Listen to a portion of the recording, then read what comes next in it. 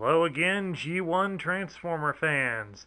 This is Sparkster1701 here, and today we have with us the Decepticon, or Combaticon, munitions expert, Swindle. As stated before, Swindle is one of the Combaticons that form the super warrior Bruticus. Let's take a look at Swindle, and unfortunately, with the way he's set up, he's not going to look pretty impressive. As you can see, the robot is pretty boxy looking. And as for articulation, he can only rotate his arms. I'll try the other arm with the smaller gun. That's better. He can rotate his arms all the way around. He does have, because of his transformation, he can bend his feet at the knees. I don't know, maybe at that angle, what do you think? Does it look like he's trying to run into battle or run away from battle? Like the other Combaticons, Swindle was available from 1986 and was also available in 1987. He would be discontinued in 1988, and he did not have a replacement in the Decepticon army. One thing to also pay particular attention to Swindle is to check out what material his chest is made of.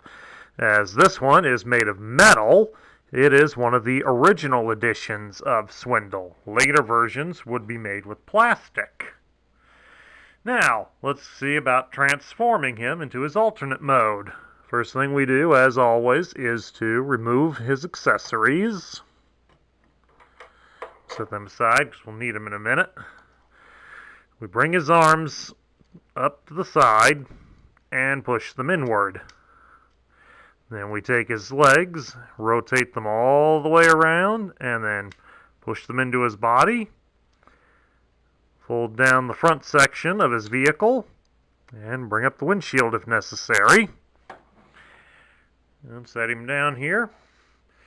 And next, we take the smaller gun and place it in the hole right here on the big gun. And then just mount the whole weapon into the slot on the truck, and we have an off-road vehicle of some sort.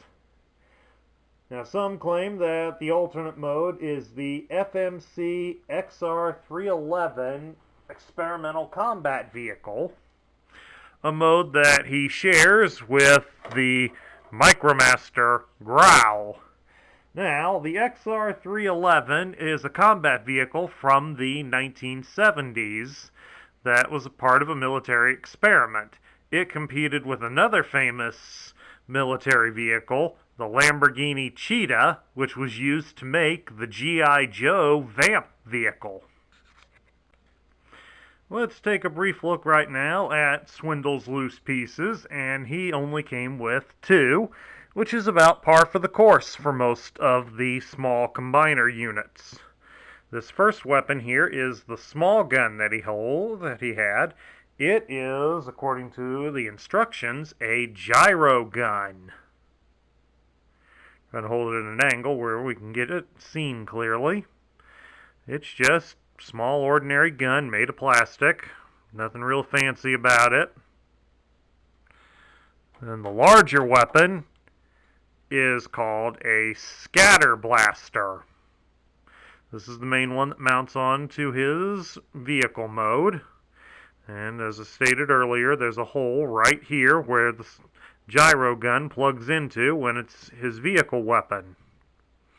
Swindle is kind of unique in many aspects, as he's one of a few of these small combiner characters that can hold both of his weapons in his robot mode and in his vehicle mode, but mainly he can hold both of them as a handheld weapon in the robot mode. I think he's about the only one out of all of them that were done in 1986 that can do that.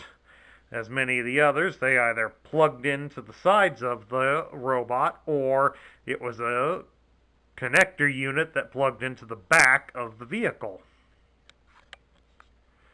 Swindle and the other Combaticons were not released on a gift set except in Japan or Italy, so they were released on card, which we happen to have a card backer for Swindle. As you can see, this card is very, very intact, so you got very nice box art there on the front. This is one of the later variants of the card, as this one has the advert here in the corner for the reflective iron-on patch contest, where they would give you a little iron-on patch that could be ironed onto most fabrics, and they featured different Transformers. As you can see, this toy was sold at a Kmart, and he was reduced by about $1.20. On the back side here, since this was one that had the prize, the robot points have been shifted over to make room for a no purchase necessary offer for the contest. And the rest of the top of the package has been shrunk a bit to allow for that. It still allows for all 5 Combaticons to be showcased to encourage kids to collect them and build Bruticus. And then down here we get to the instructions, where it shows Swindle, but instead they show his gun combined instead of him holding each individual gun. I guess that's something you can do as well if you prefer it that way. Right here it shows all that he came with. Not very much. Here it shows how to combine the 2 guns together to mount on the vehicle, as I showed you earlier. And then now to transform him from a 4-wheel drive vehicle, since they couldn't advertise what these things were, into the robot. And as you see down here, they show him holding both guns holding a gun in each hand, whereas up here, he's got them combined. Swindle never could make up his mind, could he?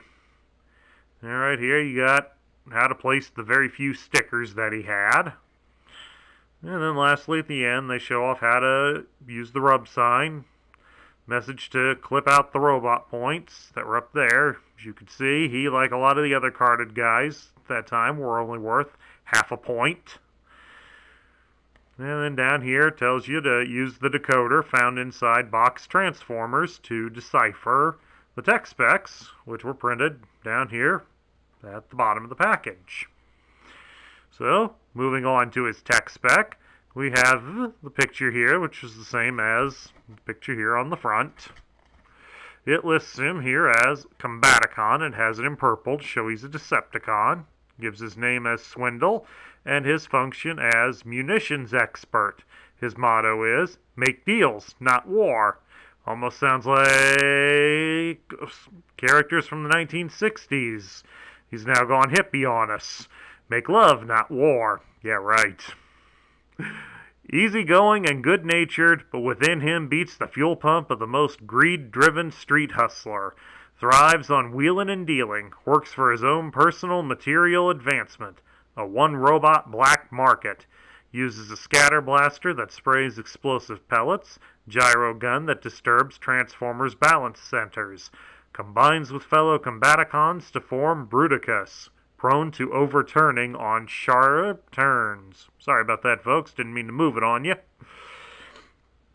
But it makes Swindle come off as a stereotypical character from the 1980s, like our most famous example of Gordon Gekko with Greed is Good.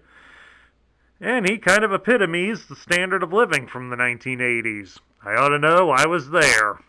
And I ain't greedy, because I ain't got no money. Taking a look at his tech specs, you can see here, keep it centered, people. Alright, his strength is at a 5, so he's about par for the course. Intelligence is given at 9.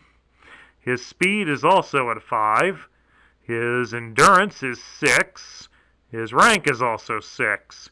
His courage is 5. His firepower is 7, and his skill is a perfect 10. So he's very good at getting munitions and whatnot, and he's quite clever at it. But with his strength and firepower, with his strength and his courage being about average, it probably means that if he realizes he's screwed the deal up, he's not going to last long in a firefight. So, if you try to cross him, he will try to run.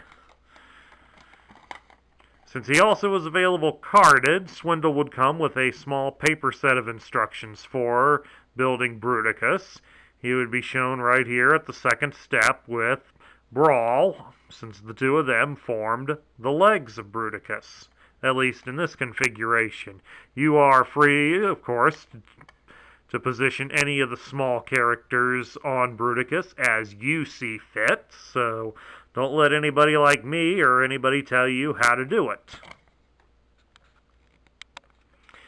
And this concludes my review of the Generation 1 Decepticon Munitions Expert Swindle. If you like this video, I hope that you will give it a thumbs up. And if you were looking to get yourself a Swindle, I hope you found this video informative. Please make sure to hit that subscribe button down below, and don't forget to post comments, because I'd love to hear any suggestions from my fans. This is Sparkster1701 saying I'll catch y'all later.